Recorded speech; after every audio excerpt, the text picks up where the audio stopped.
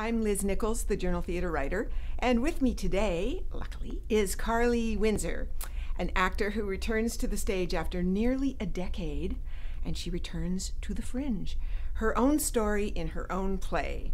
Afterfat premieres next week at the Fringe. First of all, what has brought you back into the theatre after so long, and to make your debut as a playwright?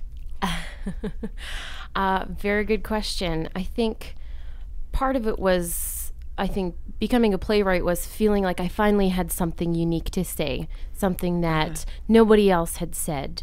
I think it's typical in Alberta that you get into the, okay, I'm making money, I need to go get a job, I need to do that, and that kind of sometimes takes you out of the creative realm a little bit sometimes. And finally getting to the point where I realized that that creative thing I had to have in my life or I was gonna flounder and drown. So I gave it all up, and here I am back in theater. I guess I'd been wanting to, for a while, kind of express my experience of going through the weight loss that I did.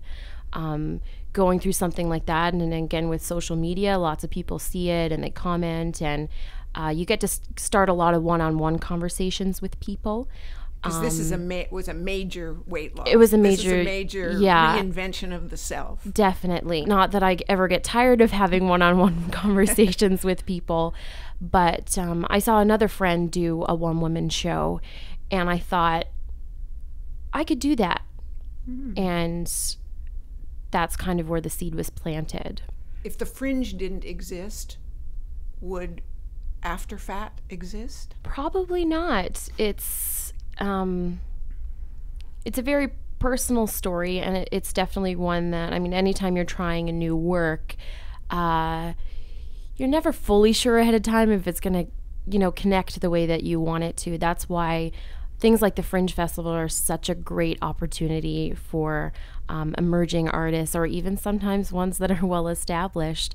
It's a great venue to get those new works out there. Try something.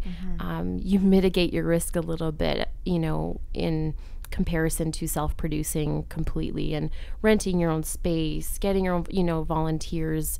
The Fringe is such a great venue for that, because they do a lot of those things for you behind the scene, and they're very supportive, which is just such a huge help.